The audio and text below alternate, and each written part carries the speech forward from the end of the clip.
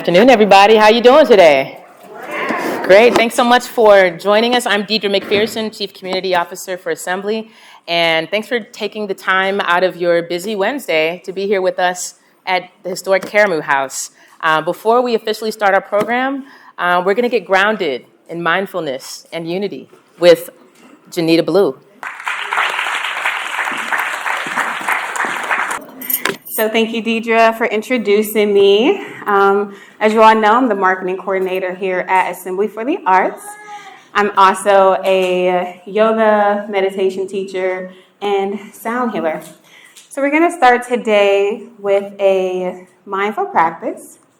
So I invite you all to get comfortable in your chairs. Go ahead and take anything out of your hands so your hands can be free. And we just want to take a moment to ground ourselves. Okay, so we'll begin by closing our eyes or softening our gaze, if that feels good to you. Begin by placing one hand on your heart and one hand on your belly. And let's just notice our breath. Notice the air as it comes through your nostrils and how it feels as it leaves your body. And we're going to begin with a breathing exercise. So we're going to breathe in for the count of 3, hold for the count of 3, and exhale for the count of 3. So here we go. Inhale from your belly, 1, 2, 3, hold, 1, 2, 3, release, 1, 2, 3. Again, breathing deep from our belly, inhale for 1, 2, 3, hold, 1, 2, 3, release, 1, 2, 3. Now come back to your natural breathing with our eyes closed and our hands on our heart and our stomachs. I want us to visualize our favorite work of art. Now I know that could be hard because we probably have so many. So bring to your mind's eye your favorite art. Notice how this art makes you feel. Maybe a sense of gratitude. Notice that feeling in your body as you visualize this work of art. Now start to imagine all the parts and pieces that had to go into creating this. The hands, the equipment, the technology, the people. And just feel gratitude and thankfulness for that. And let this gratitude go across your head, your forehead, your eyes, your jaw. You release your shoulders. Let this gratitude come down your arms, your torso, your legs, your feet. And just feel your whole body exude this gratitude. Let it come out of your body to the person next to you. Let's fill up the room with your gratitude. Let's fill up this building with your gratitude. This city. Feeling grateful that we all play a part in creating art, enjoying art. The role we play in this art and culture sector. And let this gratitude continue throughout your day as we begin to take a deep breath. We come back to the present moment. Go ahead and bat your eyelashes open. And let's have a great assembly. Thank you. Thank you, Janita, for that meditation moment. I needed it. I don't know if you all needed it. My name is Jeremy Johnson. I'm the President and CEO of Assembly for the Arts. And welcome to our quarterly Assembly, State of the Arts. And as we begin, let us recognize this land. In recognizing the land upon which we reside, we express our gratitude and appreciation to those who lived and worked here before us, those whose stewardship and resilient spirit makes our residence possible on this traditional homeland of Native peoples. The greater Cleveland area occupies land officially ceded by 1,100 chiefs and warriors signing the Treaty of Glenville in 1795. And now, let's recognize our gracious hosts. It's a thrill for me to be back here at Karamu House, as you all know, the oldest producing African-American theater in the nation. Continually cited as one of Cleveland's top treasures, featured in the Smithsonian National Museum of African American History and Culture, and of course listed on the U.S. National Registry of Historic Places. I'd like to ask President and CEO and fellow board member at Assembly, Tony Sias, to come and welcome us. Tony? Thank you, Jeremy, and season's greetings. The word Karamu is a Swahili word that means a joyful gathering place in the center of the community. And the theme of today is unity. I think it quite befitting that Karamu House was selected to host this meeting because central to our work here at Karamu is to convene and unify the community using the arts not only to entertain, but to educate, celebrate, and to activate the community towards alignment and positive change. So thank you, Assembly, for your leadership and work on behalf of arts and culture in our city and our region. I want to say to all of you, pardon the dust as we complete Phase 3 renovations this month. That will include an indoor-outdoor event space, the Bank of America Arena Theater, a bistro, and a new streetscape and marquee on the corner of East 89th and Quincy Avenue. Yeah, we're really excited. In July of 2023, Karamu was awarded a $4 million challenge grant from the Jack, Joseph, and Morton Mandel Foundation to support the remaining infrastructure and capital improvements to our campus, including the Education and Administration Wing and the Annex. The Mandel Foundation Challenge Grant means that the foundation will match dollar for dollar up to $4 million total in additional donations collected through the end of 2024. Our goal is to publicly announce our Phase 4 campaign name, Karamu's Next Generation, Carry It Forward, Stay the Course, in January of 2024. We need your support to reach this $4 million goal in the next 14 months. Karamu belongs to you, and you belong with us. So we invite you to take ownership of championing the cause of America's oldest Black producing theater by making a commitment to invest today. Karamu's Next Generation, Stay the Course, Carry It Forward. America's first regional theater with the support of Playhouse Square, America's largest theater complex outside of New York City. This is one of many examples of how community partnerships can together showcase local talent, provide employment opportunities, and produce holiday entertainment for all ages. So until then, Happy Hanukkah, Merry Christmas, and Happy New Year. Thank you. Thank you. And more thanks. We want to thank the supporters of Assembly. Remind you all that we are a nonprofit. The only way we're able to do our work is because of the generosity of the funders you see here on this slide, and also through the generosity of our members. And we'll talk about membership a little bit later, but thanks to you and these supporters, we're able to do our work. I'd like to also invite, we have a few acknowledgments. I want to invite to the stage Chinenye Nkemere, our new chairperson of Assembly for the Arts, so she could just say hello. Since the last time we met, she was appointed, and we want to thank her and thank our outgoing chair, Fred Bidwell, who has moved down from that position. And Chi-Chi was a founding board member. Come and say hello.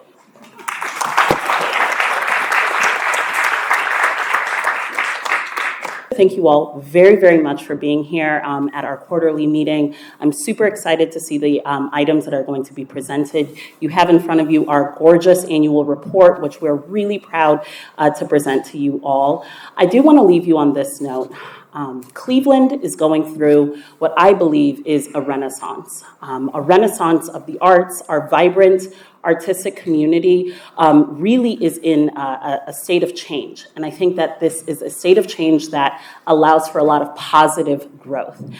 We are moving into an election year next year as well. We need to make sure that the arts remain at the forefront of everything that we do.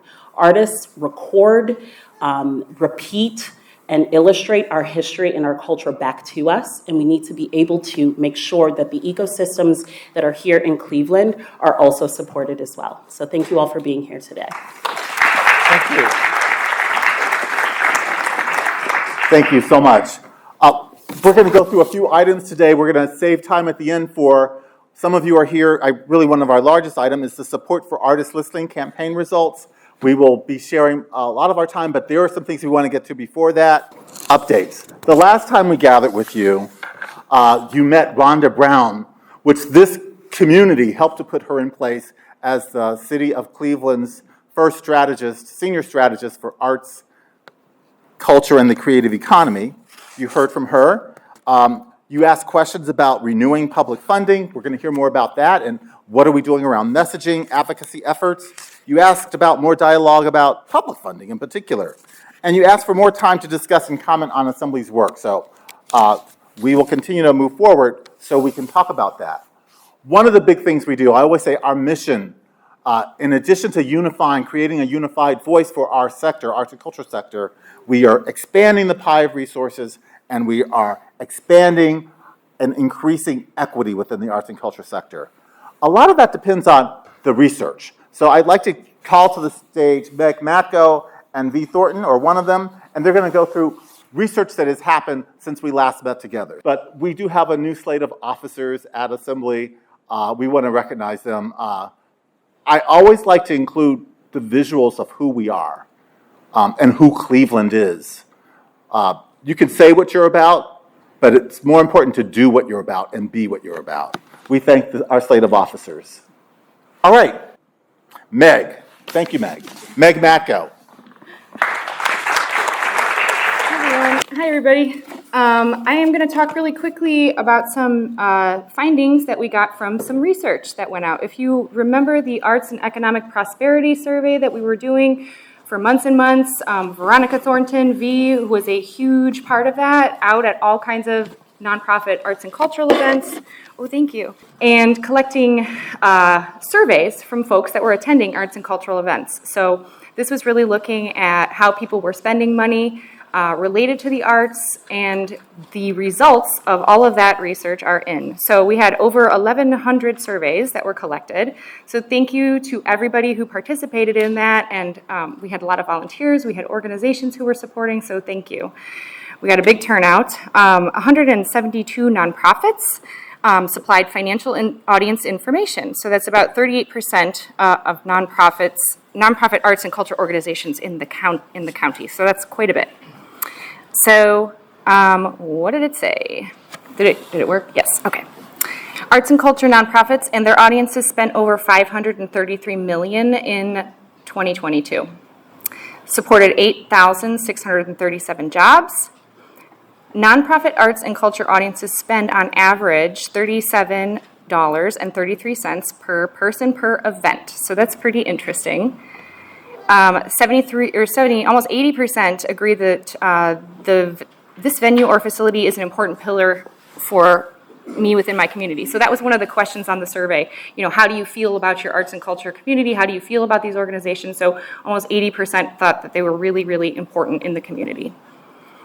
And 88%, over 88% agree that this activity or venue is inspiring a sense of pride in this neighborhood or community. So that's really, really awesome to hear too, that how, fondly people think of their arts and culture. And so these were people who were not necessarily like embedded members of the arts community. These were just patrons coming in. So very important and interesting finding. So the next thing I'm going to talk about really quickly is another piece of great data, SMU Data Arts. Every year for the last 7 years has run a study called the Arts Vibrancy Index.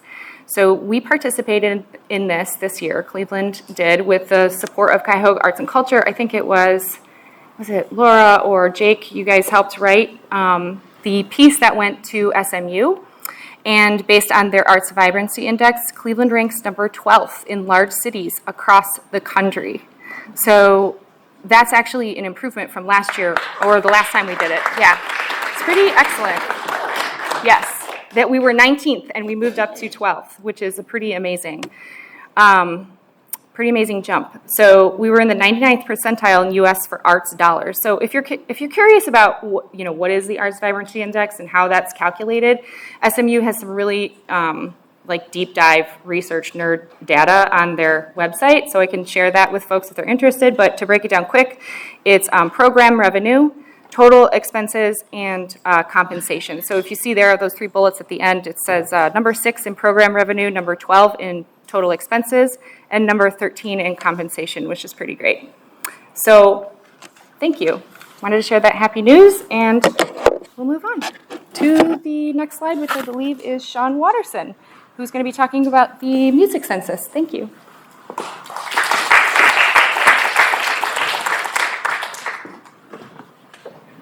All right. Thank you, Assembly, and thank you to all of the people who signed up as community engagement partners for the Greater Cleveland Music Census. For those of you who don't know what that is, you will shortly. We go over one? There we go. So we've been, the music venues in town got together and are working with a consultant out of Austin, Texas, who's working with cities across the country. We're one of 20 cities doing this music census right now. And the idea is to collect information about the entire local music ecosystem. And so that's the musicians, the folks in the bands, the folks who present, like myself, like Cindy Barber from the Beachland, and Kathy Blackman from the Grog Shop, who's also on the Assembly Board. We're very fortunate in that most of the venues in town are women-owned, and it makes our community very collaborative. Yes. So the good news is we're doing great so far. This census has been open for a little under a month, and we already have 1,957 responses, which is great. Cleveland responds well. John Gorman, who's here, who was at WMMS when the polls were put out there to get the Rock and Roll Hall of Fame, will tell you Cleveland blows other towns away. I can tell you right now, the only cities that have had more responses in their completed survey so far is Austin, Texas. They had 2,200, and Washington, D.C. that had 2,600. So we're doing well, but there are some groups that we haven't reached because most of our outreach has been Facebook-based. So we've got meaningful numbers for younger artists and BIPOC artists and for people in the other parts of the music industry. But to make them really meaningful, we need your help in reaching out to those communities. This survey is going to be open through Friday, December 15th. So we've got another just under 2 weeks that we've got this open. Hopefully by the end of the first quarter of next year. For those of you who've taken this survey, it's very in-depth. It asks all sorts of questions about how you make money or don't make money with your music, what your housing situation is, what your income situation is, what you're looking for from the music community here, whether you're going to stay here, whether you're going to stay in music, or whether you're going to move. All of these things give us tons of great information. Like Meg said, and Jeremy before, the research is really key to understanding the ecosystem and then being able to talk to our elected officials to get the support we need to make it that much more vibrant. Thank you, Sean. Please do participate in the music census. What I love about it, it really shows how Cleveland does come together, how we collaborate. Music industry is a big part of what drives, what makes our city great. I do want to do a quick shout out, speaking of collaboration, to the folks who participated in Play It Forward. Where's Shafia? Shafia of the Center for Arts, her work at Center for Arts Inspired Learning, along with Assembly for the Arts, along with the Cleveland Music Settlement, along with Councilman Kevin Conwell, along with the Rock Hall of Fame, along with, and I'm going to forget some of the other partners, the Cleveland Orchestra. Together we worked on a campaign that put instruments into the hands of young Cleveland, of kids who did not have instruments. And the slide got missing, but we want to, yes, let's hear it for our young people. Can I please share that we were able to acquire over 55 instruments that have been able to be put in the hands of young people, and we're just really thrilled, and keep it coming. The drives continue, so if you have instruments at home, or if you know someone who has instruments at home that are not being used, please allow us to get these children so they can be put to use. Happy Dog also helped us promote that. Thank you, Happy Dog. Again, collaboration. And that leads us to a moment that's been on a lot of our minds, the tax levy and public funding.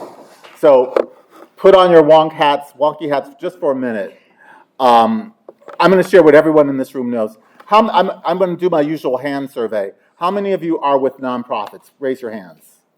A lot of nonprofits. How many of you self-identify as working artists or creatives? A lot of hands. How many of you are part of for-profit businesses, small businesses?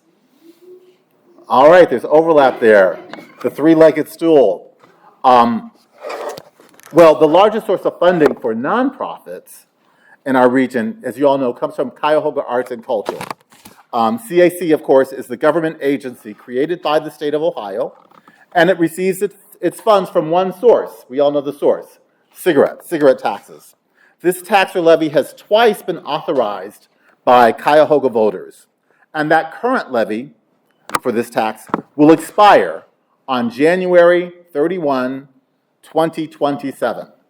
So it's coming to an end. So all of these dollars, I feel like I'm preaching to the choir here, but there may be some of those who don't know. This great source of support for arts and culture sector, it has a shelf life that comes to an end on January 31st. So Cuyahoga voters will now need to make a decision and to vote on a new levy. And this is where assembly comes in. It's our role to work side by side with government officials, with artists, with arts advocates, with supporters and the public at large to ensure that a new levy will go forward.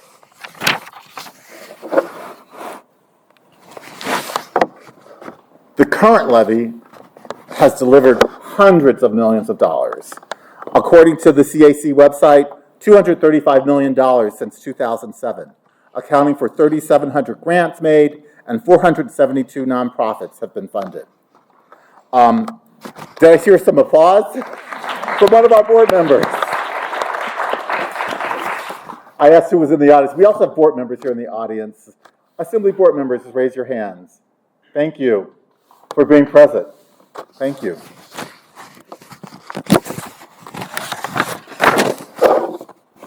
So what happens now that we know that we need to move forward? I'm happy to say there's quite a bit of work that has already happened, with Assembly leading that work, working in partnership with CAC. The first thing we needed to do was create new state legislation to allow Cuyahoga voters to vote on this new levy. It's not automatic. We literally had to hire lobbyists. They had to go to Columbus. They had to work with the governor's office. They had to work with state legislators, northern legislators, southern Ohio legislators. This was something that we've already done the work for. And guess what? We got it done. The legislation has been created. I think some of the conversation now is like, hey, we got to get started. For the last year and a half, we've been working to get this done for all of us. So I do want to acknowledge that the work has been happening with your support. And now the time is for us to generate broader support and the funding of the campaign for the new levy. And of course, this is work that's in progress right now. Unless you're under a rock and you've been reading the papers, you know there's been a lot of talk about where are we with the planning of the levy, the raising of the dollars for the levy. There are requests that are out there. The campaign will cost money. It will cost money to run a campaign. And We know that we will get there. We rely on our partners at Cuyahoga Arts and Culture. We rely on artists themselves. We rely on nonprofit organizations. All of us will have to come together. We are at a moment in time where all eyes are on the arts sector. But I will share our early research, our public polling, showed that the general public, as they have twice before, they are enthusiastic about supporting the arts. What we really need is the unity among our art sector. And what does the art sector need to be more unified? I think those are the questions that we are grappling with. And you're going to hear a little bit about one of those special sectors, individual artists, and how they are part of this ecosystem. What are their concerns? And they've raised these concerns over the years, and we refresh those, a planning or a listening sessions with those artists, and you're going to hear about that a little bit later in this session today. Deirdre McPherson is our Chief Community Officer and really is a right hand driving so much of our work connected to community, connected to individual artists and other parts of the sector. Thank you, Jeremy. Thank you, everyone. So I'll go ahead and get right into it. As you know, Assembly for the Arts, we were commissioned by Cuyahoga Arts and Culture and had additional support that was essential from the Gunn Foundation to complete a Support for Artists listening campaign. And this campaign consisted of a survey that we emailed and promoted and tried to get as much engagement and support and feedback from the community, as well as a series of 4 listening sessions. So we did 3 in person and 1 virtually. And our goal with this project was to determine how to invest tax dollars, $400,000 specifically, in individual artists. And so the best way to program for artists is to hear directly from the artists that we serve. And so that was essential, and we thank all of you who participated in that work. And as Jeremy mentioned, this campaign was a refresh. I wanted to acknowledge the artists who really informed and participated in this work years ago, and we've held on to that, and what artists have shared with us is really important to our work. We definitely want to honor the input and insights that artists have shared with us over the years, and we got to elaborate on that and hear from additional people this time around. And so to help us with this work, we hired a research consultant, Dr. Bria Heidelberg, who is in Philadelphia. She's based in Philadelphia, but she joined us to facilitate these listening sessions, and she advised us on the survey. And in addition to this work to inform our campaign, our staff, Meg Matko, Veronica Thornton, myself, and Jeremy, we've had ongoing conversations with the arts community over the years and over the last few months especially, really getting their input to help us thoughtfully consider how to best move forward with artist funding, realizing that it's not enough. We do need to increase the size of the pie. We do need to have more investment and money that goes directly to artists that's in an unrestricted fashion. So to help us get ready to share the results of this listening campaign, which took place like late July through late September, we've invited Dr. Bria Heidelberg to share the results of that study with you today, and she's joining us virtually. So I also want to thank Raise the Roof, who's helping us with all the technology today to make sure we were able to Zoom Dr. Heidelberg in from Philadelphia. And so I welcome you to enjoy her presentation. And if you're able, please stick around because we'd like to continue the discussion. When we do, the new year does start in 2024, we'll be having more experiences where we're bringing people together to discuss things, because these ongoing conversations are essential to unifying the arts community and being proactive in our programming moving forward. So for that, I would like to say hi to Dr. Bria Heidelberg. You see her, she's zoomed in, and I'll pass the mic to her for now. Thank you. Good afternoon, everyone. I know that you are short on time and that I want to leave time for the Q&A that's going to happen afterwards, so I'm just going to jump right in. I'm going to provide an overview of the charge that my consulting company was given, the methodology that we took, and the overview of the main recommendations that are present in the report. The charge was to provide input on an independent artist survey, as was mentioned, conduct 4 listening sessions with Cleveland artists, and then provide recommendations that would be part of an overall recommendation package to CAC that is specifically focused on both independent artists and investigating the utility or desire for an artist advisory board. In preparation for the listening sessions, myself and my team looked at the previous report, the Support for Artists Planning Team created in 2017. We looked at the previous survey that went out in 2019. We also looked at available media outlets with anything that was publicly available, providing information about independent artists' life, needs, struggles, desires in Cleveland. And we also looked at the Community Engagement and Planning Grant final reporting guidelines, all for insights into the lay of the land and what has come before so that our methods could be informed by that. Furthermore, we developed a listening session protocol that focused on creating a psychologically safe space, which became apparent that there was a need for that based on the previous methods that the investigation that I just mentioned. We wanted to help artists articulate their experiences in ways that would be legible, not only from a research standpoint, but also from a recommendation standpoint, like how to make those things actionable. We wanted to help artists identify areas of strength and areas of challenge or concern. And we also wanted to provide a environment and space that would allow artists to articulate their understanding of the local arts ecosystem and their place in it. And understanding that lay of the land, or how local artists understand that lay of the land, is an integral part of in our methodology of figuring out recommendations that are not only actionable, but reasonable moving forward. The other thing is that we wanted to acknowledge that not all artists feel comfortable speaking up in a large public forum. Part of the reason that I was brought in and my team was brought in is that we have no control over funding decisions.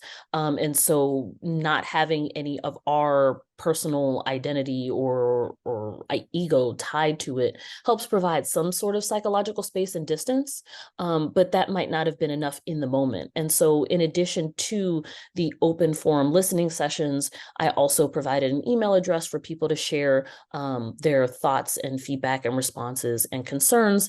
And a large number of people chose that forum, even though they were present at the listening sessions, they opted to provide that type of feedback instead. So we were really glad that we offered that opportunity because it provided additional context and nuance and a wealth of other data sources for us.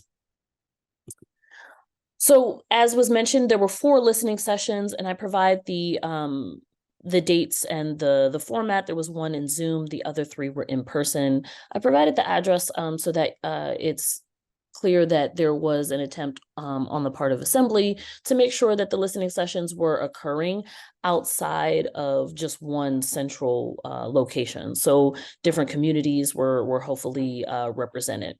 We do acknowledge that this is a convenience sample, that people had to self-identify as an artist, but anybody who did was welcome to attend, but people had to make the choice to attend. They also had to have the opportunity to attend. We tried to make it so that people with various caregiving responsibilities had times that might work for them. And so that's why we offered multiple sessions at different time points. And now to the rest of it. So an overview of the findings. The main takeaways was that there is a need for restorative action that I will go into in just a minute, a deep perception of disrespect from artists. So artists feel deeply disrespected by the longstanding history of policy and procedure and outcomes over the course of an extended period of time. There's also confusing and cumbersome administrative processes that either implicitly or explicitly bar independent artists from fully engaging in the funding opportunities. There's also a lack of support for aging artists that emerged as a part of our findings. And then one of the charges was to see if there was a need or desire for an artist advisory board. And while there were some suggestions given as to what that advisory board could potentially be, overall, participants had a deep aversion to that. And a lot of that is filtered through the overarching theme of the perception of disrespect. So the need for restorative action here was really encapsulated both in our background research and in the actual participant sessions. We were able to ascertain that there were three main chunks of time that need to be accounted for. So over a number of years, 2009 to 2016, artists in the arts community became increasingly aware of funding disparities that disproportionately disadvantaged BIPOC artists.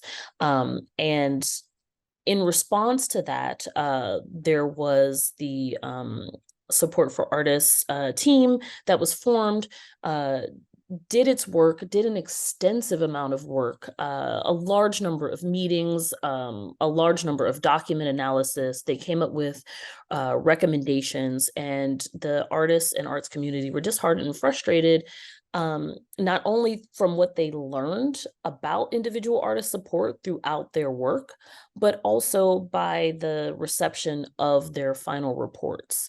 And then from 2019 to present, artists in the arts community are increasingly angry about the fact that those recommendations were never fully adopted, but there appears to be a practice of co-opting the labor for talking points divorced from the work and the calls for substantive change.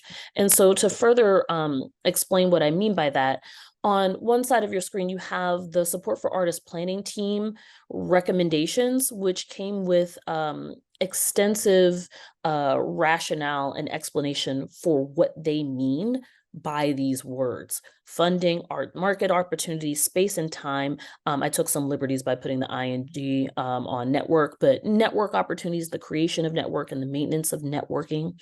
And then education, which is more broad of a conceptualization than the professional development that you see on the other side. As stated in the 2023 Support for Artists Community Engagement and Planning Grant, the Cuyahoga Arts and Culture has translated those findings into flexible funds, project funding, access to space, institutional connections, and professional development. And based on the wealth of information provided by the Support for Arts planning team in that extensive document, it is reasonable for the artists and the arts community to feel disrespected in the way that their findings have been translated. And that's because, usually whenever we're doing document analysis, we remove ourselves from the presumption of intent and we focus on the impact. However, with a document and the work as extensive as what the Support for Arts planning team was, they very clearly articulated and codified, essentially, the intent behind their words. So when we see something like the shift from networking opportunities translated into institutional connections, the intent on the part of the artist planning team was that artists would like to be in community with one another. They want to be able to deepen their knowledge base and also deepen and expand their abilities to create a structure and functioning arts ecosystem that is self-contained, that necessarily isn't self-contained, but is autonomous, controlled by artists and those that understand the creative process. The translation to something like institutional connections maintains the hierarchy and the status of institutional gatekeepers, right? And so that shift, even though it might seem like the same thing is being said, the impact and often the intent behind the intermediaries, who's involved, who has control and who doesn't, is a significant shift with just a small turn of phrase. And so I spent some extra time on that because I think this is a very potent way of encapsulating what artists say and what the arts community says or means whenever they say, our work has been co-opted, our intent has been misconstrued, our work has been deeply disrespected by the lack of action as a result of what we've done, and also the fact that these words have been altered in ways that has significant policy and procedural impact.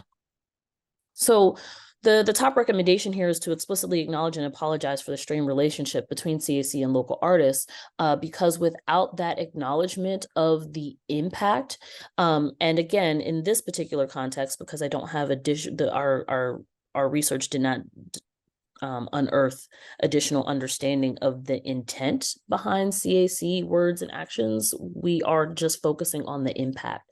The impact is harm. And longstanding harm and compounding harm. And so without explicit acknowledgement and apology and restorative action for that, as stated in the report, the rest of the recommendations may largely be rendered useless. Because of the second and overarching theme, which is the perception of disrespect. And as a function of the exploitation and erasure of artist work, particularly as it pertains to that report, but in other manifestations that were provided in more detail and more context throughout the listening sessions and in the emails that were received. Deep distrust overrides interpretations of CAC programmatic and funding choices. Yes, there are a number of funding opportunities for BIPOC artists that are filtered through local BIPOC led and serving institutions, but the longstanding history of disproportionate funding that were at $20,000 funding marks for individual artists, as opposed to the $5,000 grants available as a result of this, shift in policy and procedure. That disrespect that is filtered through the presumption of disrespect. And because there is no alternative rationale provided, that's what's going to stand. There's no additional acknowledgement there. That's what's going to stand. So the actions of CAC are continuously and reasonably, I would say, given the things that we heard and the data that we were able to gather, filtered through this understanding or this presumption of disrespect for individual artists, for local artists, based on, the number of grants that go to bring artists from outside Cleveland into Cleveland, the amount of grant funding that goes to large flagship institutions who only provide lip service to engaging meaningfully with local artists, but who do not do so in practice and are not held accountable for it, the number of community-led and resident-focused grant processes and opportunities that tend to, or there's a perception of being disproportionately granted to non-artists. So educational institutions, mental health service institutions, other health organizations receiving arts-based funding at the expense of actual artists who do not receive that funding. All of that is filtered through this understanding, or can compound this perception of longstanding disrespect. Recommendations there would be to prioritize artist-led proposals, especially for resident and community-centered funding. Prioritize proposals that highlight the work of artists who live in Cleveland proper. There was also a number of participants that mentioned that, yes, if you are a BIPOC artist from the suburbs where there is differing levels of politics of respectability, socioeconomic access, and class, those issues come together, and those artists do receive funding, often at the perception of a disproportionate rate to BIPOC artists that live in Cleveland proper. Alter general operating support, shifting money towards funding independent artists from other organizational or institutional-based funding, and finally, making meaningful local artist engagement a funding requirement for the local flagship institutions who receive a significantly disproportionate amount of funding. So making that requirement that they use some of that funding to, again, meaningful is a purposeful word inserted there, meaningful local artist engagement is a recommendation, and then also including with that accountability mechanisms and structures for them meeting that requirement with the possibility of loss or shifting of funding as a result if they don't adhere to that recommendation. Confusing and cumbersome administrative processes were another element that showed up a number of times. Artists are fatigued by the grant application process. Part of the function of having various institutions as funding intermediaries means that there are often conflicting grant processes and deadlines. People can not keep track of the funding structure.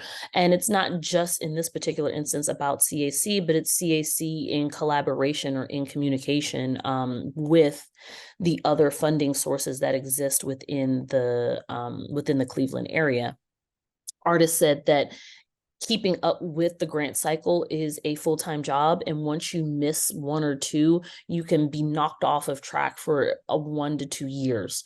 Artists repeatedly mentioned, needing to like jump back on, but being very confused as to when and how to do that. The procedure of actually applying for grants and not having access to all of the questions all at once, not being able to print their applications once they've submitted one, so that they can see or keep track of the questions that they'll be asked, instead of having to reinvent the wheel every time they go through a particular granting process. Understanding the upfront, the cost for application, if they need to take pictures of or have samples of their work. Not everybody's work is sampleable in the same way. And sometimes it could be cost prohibitive to provide samples, especially given the amount of money that is provided in the grants. So at some point, the return on investment for time spent needs to be acknowledged in this. If it is a 3-hour process to get things together for less than what an hour of an artist's time costs, then there needs to be some grappling with that. There's also structural biases for 501c3 status and fiscal sponsorship that are problematic for a number of artists. There are longstanding artists with 10 or 15, 20 years of experience who don't want to incorporate as a 501c3, but are forced to in order to become eligible. But once they do that administrative process, which has a cost attached to it, then they are considered too inexperienced to be eligible for many of the grants that they got the 501c3 status for, because while they might have 20 years of experience, administratively, they only exist, which is problematic in and of itself, but they only exist in their infancy administratively. Finally, funding restrictions that do not acknowledge or respect creative processes were also a factor. So if there are only funds available to be used towards buying new materials, but many artists in Cleveland, and I would say Cleveland is a leader in this, are working on sustainable art practices. Many artists use found materials, but they have to make up spending money on a new stapler because that's the only way that they can get the funds, or the only ways that they're allowed to use the funds. This particular finding also had an element of that lack of respect because artists feel like if I'm good enough to get this grant, you should trust me to spend it on what it needs to be spent on in the process of making my creation, in the process of doing my art. I shouldn't have to fill out 20 pieces of paper to get these additional paper clips when I don't have the same expectation of transparency or understanding about how the funding institution itself spends its money. And there were other people in some of the sessions that said, and yes, we understand that CEC provides publicly accessible documents for how they spend their money, but the relative readability and understanding of that needs to be considered. So yes, it might exist written down somewhere, but that's not the same as the extensive processes that you're asking people to engage in order to justify the money that they've been given. Recommendations there would be to create, maintain, and align, work with all the subgranting institutions to align one calendar for each grant cycle, create more streamlined and transparent processes that are consistent as much as possible from year to year, being mindful of the relative cost of engaging in the application process and considering that as a factor when creating those processes is also recommended.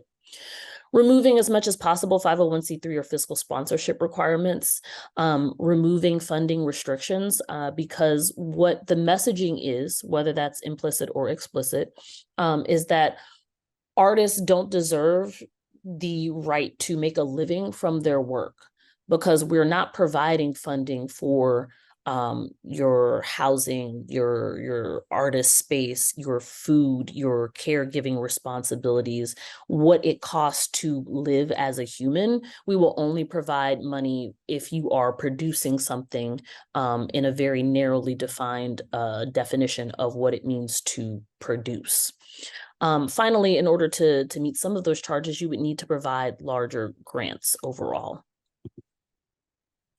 Lack of support for aging artists came up in each of the sessions. And elder artists would like to continue working as artists, but they are increasingly mindful of some of the stuff that I just mentioned. There's no funding for living. There's only funding for the creative, usually product, not necessarily process, but creative product. And so things like housing, healthcare, how to feed themselves, is creating new issues as artists age. It's also very difficult to keep up with the required hustle of constantly applying for small pieces of money to put together to be able to fund a project as artists get older. So the thing to be mindful here for these recommendations, for all of the funding restrictions and funding proposals, what is stated does not always align with the lived experiences of the artists, right? And so the messaging about what it means to be an artist and whether or not they are respected for their process and their work, those messages are both explicit and implicit, but all of those need to be acknowledged. And it's not going to impact everybody in the organization or a relative organization or the arts ecosystem in the same way. And that needs to be accounted for and not divorced from the history of funding. Another thing is the desire for increased civic engagement. So artists have a strong desire and they have so many solutions to some of the local issues facing Cleveland. They want to be a part of local initiatives and they want to be a part of those local initiatives in non-exploitative ways. And by that, I mean, they are very well aware of the Richard Florida of it all, of being brought in to make a space cool, to artistify a space, only to have that neighborhood, that space, that community then be given over to developers that then price them out. They are also very well aware of having tried to be a part of solutions only to have administrative red tape stand in their way. Artists talked about wanting to take over vacant lots or to at least beautify or use as artistic and creative spaces abandoned lots, only to, be chased after by the city for engaging with the abandoned lot. There's exasperation, anger, and sadness over constantly being overlooked as part of the solution or only brought into conversations when it's time to put an ornament on something and not necessarily when it's time to be discussing solutions. Artists need to be brought in on more than just what are writ large considered art-based issues. Things like widening roads, things like changing traffic patterns, the use of buildings, new medical facilities. All of these things should include artists because artists are citizens. And they have lots of ideas for how to improve Cleveland and their respective neighborhoods.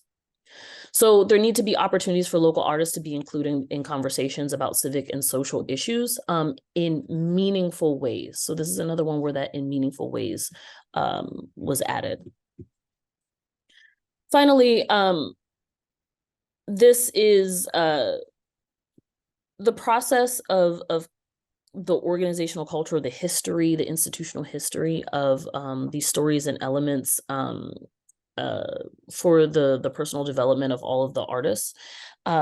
That's something that they have already been engaged in over time, and that it was acknowledged in the opening comments. But there's a deeper version to an advisory board because the messaging is just like, we've already been here. Even in the participant sessions, there was lots of frustration, even with our team, for existing or being there or asking these questions, because the questions have largely been asked before. And so until there is an understanding of what's going to happen, people don't want to continue throwing good time after bad. So the recommendation here is to critically reflect on why there is a desire to have an advisory board or a continued desire to have an advisory board, so that getting at those actual goals can be managed in perhaps different ways that are more respective of the history that exists, which will require being open to other ways of continuing engagement with artists and determining how to acknowledge and incorporate artist feedback before you continue to gather it. People need to see, okay, so I've expended my time and energy and provided this feedback, but I've also done that in 2017, 2019, 2022, 2023, and what has come of it. And so people need to see a strong good faith effort and have a firm understanding of the policies and procedures in place to acknowledge and incorporate their feedback before you continue to ask it of them. So in conclusion, the overarching recommendation that we came up with was that there needs to be consistency, openness, transparency, and restorative action. All of these things will be vital parts of the work ahead. So I'm going to go ahead and stop my share there. And thank you all for your time.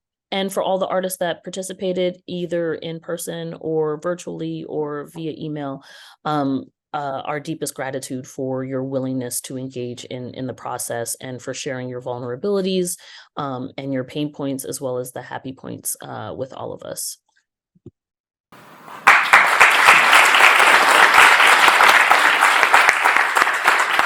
Our Q&A, I should say specifically, that was a lot of information, and it's a lot to digest. And so there's going to be a lot of ongoing conversation that needs to be had, healing, transparency, and action. So we're here to take your questions. We have a 501c3 status in another state, and we have an Ohio chapter here.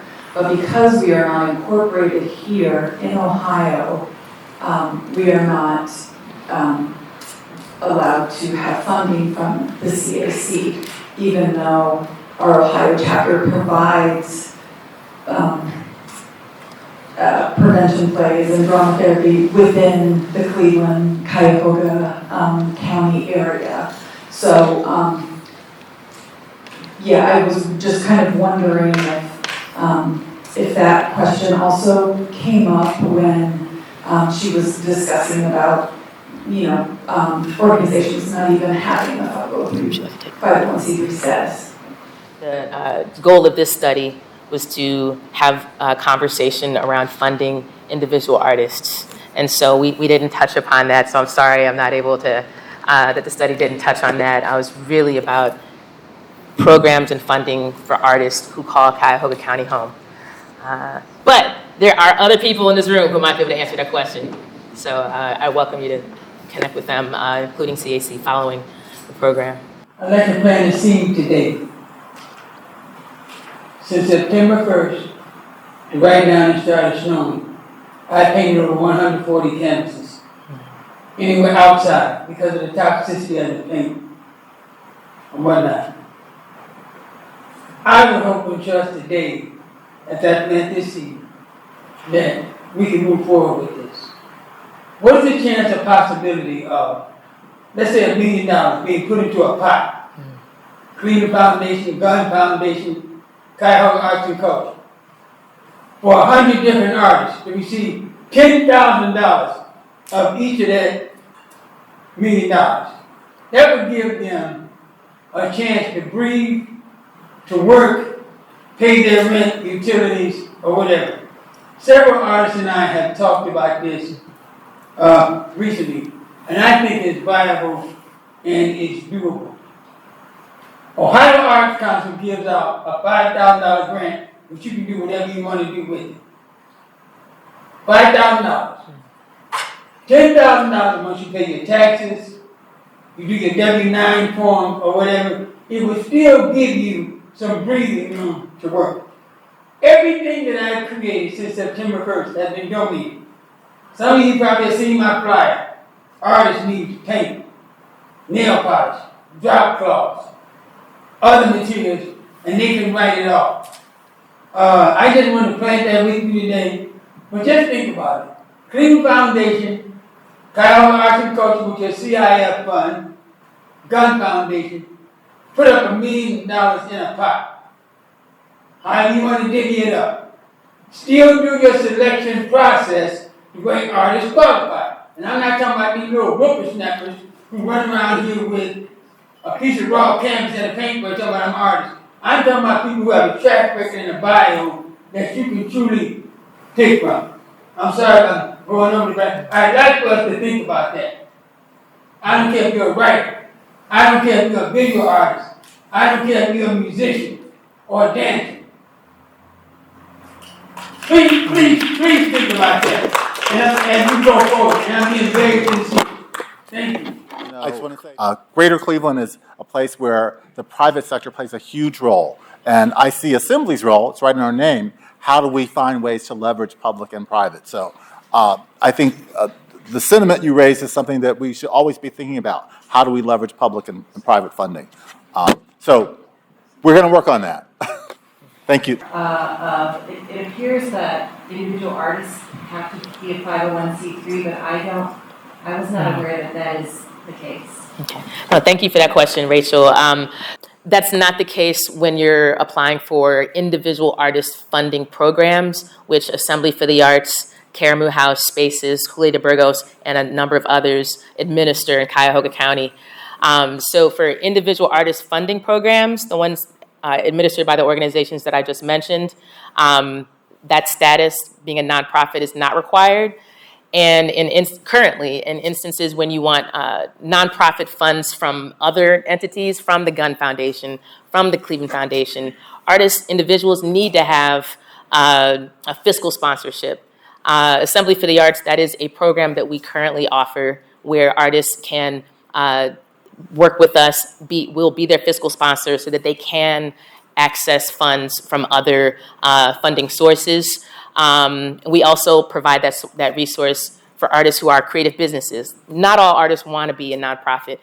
As Dr. Heidelberg mentioned, there's a cost associated with creating a nonprofit, administering a nonprofit, funding it, et cetera. So we offer that service to members of Assembly for the Arts and try to make it as easy as possible. But we are definitely listening to the recommendations set forth from this report and this study that everyone took the time to inform so that we can try to make these things less cumbersome. And that includes the restrictions on project funds. We're hearing this and we're seeing this trend with trust-based philanthropy across the country. Artists don't want to be restricted to have to do a project. They just want to produce and have a good quality of life like anyone in any other profession. So we're definitely taking these recommendations and thinking about how to ease things like some of these requirements that have historically been in place, how to make that easier. So thank you for that question. CAC is our partner in this, and of course we've shared this report with CAC. They have public meetings where they discuss this under sunlight laws, so we know that this will likely be a point of discussion for them. So again, we can't speak for CAC, but they do have a place to have those discussions. So I don't want to presume how they will respond to that call for apologies, but I think we all can look forward to hearing from them to address it. They have a board meeting Wednesday. So a week from today. What is the Assembly of Arts' current relationship or ratio of funding for for-profit art-producing individuals and businesses, artists that have for-profit businesses? And then what are you defining as artists? Because there's always a cultural limitation and a generational, age-wise different understanding of what an artist is, especially with the introduction of AI coming into play now. So curious as to what you are currently defining as an artist. DJ, if you're a music producer, if you're a dancer, fashion designer, visual and performing arts, and the many disciplines, subgenres that come within that, you are an artist. And so when we, and our regranting organizations that are part of this ecosystem, but when it comes to defining yourself as an artist, we do very broadly, and we include all of those as part of it. I smiled when you said for-profit, because you all know I've talked about the three-legged stool of what Assembly stands for: nonprofits, for-profits, individual artists. The most recent time where Assembly had an active part in for-profit funding was with the ARPA funding, where we actually took county dollars, county cent dollars, channeled through us to include for-profit. We strongly believe it's part of the ecosystem. The for-profits are here. Cuyahoga Arts and Culture is set up to work with nonprofits, so let's be clear on that. We are always looking at how do we broaden the pie. It's not currently under the CAC the way it functions, but we're looking at many different ways to look at how for-profits, especially those small businesses, I mean, you know, let's be honest, small businesses often don't have the safety nets and the resources. So we are strongly looking at that. One of our board members, is she still here, Kathy Blackman? One reason why we were so excited to have Kathy on our board, because she is a small business, a for-profit arts organization, the Grog Shop, and how do we continue to partner around that? So we're looking to grow how we can support for-profits. That's the answer. A lot of times individual artists we consider them like one-person businesses because that's how folks have to operate. So I think that's part of the definition, and also can be part of that for-profit structure too. Sort of renewal, change of structure, change of finance stream. What's the outlook for you for when you want to try and go before the voters? We're recommending November of 2024 for the ballot, but that is just a recommendation. It has to go through a formal process with the county council, and so we are teeing that up in partnership with CAC. The other big question is, how much should the tax be? We got legislation passed that said Cuyahoga voters can vote on taxing cigarettes, and there's no cap on how much that tax should be. So that's a big question. We're doing further research on that. So those things need to happen. They're happening in real time. They need to happen now. And also we're fundraising for that. So we do know, certainly by first quarter of next year, the answers to your questions need to be lined up. So I'll just say that by first quarter of 2024. Thank you. Sitting here, it seems like most of your attention is on, as you said, art, as in painters, designers. I want to ask a question to the organization. What is your goal for reaching out to a much broader community around Cleveland, such as comedians, musicians, promoters, movie producers, record execs? They're all over Cleveland. Hundreds of them. If you want to get this organization to grow, you have to reach them. They're the ones working, and if you want to believe this, I can tell you, averaging $35, and for a band, $300 a night. This is what they do every day. My goal, when I talk to Jeremy personally, is you got to reach them. There's no reason why you guys can't combine it. Artists where the performers are. Guys got movies, put art in the movies. So you got to think outside the box. And musicians, music producers, DJs, etc. All of those are professions in the creative field, and so that's definitely part of this conversation. We would love your help, and that's why we're Assembly for the Arts, because we need to assemble everyone around this conversation to truly be inclusive. And so including them is our intention. We're 2 years in to this movement, and it's going to continue on and continue to grow. Assembly for the Arts, we're still a new brand. Not everyone knows who we are, what we do yet. And that's where we like really appreciate everyone who's here and who's part of our membership to help grow that message and unify us so that we can serve the full spectrum of the arts ecosystem. Speaking to, like, going back to the nonprofit and fiscal sponsorship, what I'm starting right now is intended to be a for-profit endeavor. However, I do intend to incorporate some community outreach. I just applied for a grant with Leads, a nonprofit component project to their for-profit endeavor. Would fiscal sponsorship of your organization be a good way to do that? Yeah, I just want to say, one of the ways Assembly works is as a clearinghouse. You have Meg Macko here. We have Veronica Thornton also on our engagement team, Deirdre, myself. We don't want you to think of us as a funding agency per se. We do some regranting, but there are other forms of funding and other forms of support, especially for the for-profits, individuals who are working as entrepreneurs. We just had a session with a bunch of folks who do entrepreneurial training. We're going to continue to do that next year. So look to us we may be able to guide you to other places, but that's our role, to be that clearinghouse for you. Thanks for the question. Now I live in South Euclid. I'm associated with the Creative Healing Foundation as a nonprofit. And every time we try to do anything, we get stopped because we hear Cleveland, excuse me, on the application process, and we're located out of South Euclid. Okay. Now, I heard you say something about Cuyahoga County. Is there a way that you, when you're writing things or putting them out there, that it can be clear that it's open to Cuyahoga County and not just Cleveland proper? There's a lack of education and a lack of being able to get cameras to the community so that those that are not able to afford the equipment can learn the equipment. We're the Creative Healing Foundation. Our mission is to try to help those in the community learn photography and be able to obtain some type of employment through that. These cameras now are with us in a way that they've never been with us before, and I don't think they're going to go anywhere. So the job market that's coming with just the idea of having a camera in your hand, how do we work with you all to help bring awareness to that, first of all? But we do support artists who want to do that type of work, who want to introduce careers in the arts to the next generation. So what you're doing, I just want to acknowledge, is incredibly important, and we do value that. And there's definitely funding and programs available for that. We may not have one. Well, we're going to be announcing funding programs in January for Assembly for the Arts and the other granting organizations, so please keep your eyes peeled for that. Which connects artists who are teaching artists, working in schools, photographers. We have photographers here in this room, some celebrated. We'd love to talk to you offline, certainly with Meg. Are there other programs that you should connect with? How do we put cameras or photography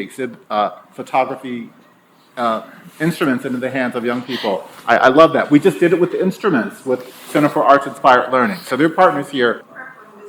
Exactly that. They have programs. Of course. Anastasia, connect with Anastasia. And they are putting cameras in the hands of students, teenagers, and others. Excellent recommendation. Thank you. Thank you. We can get ready to conclude.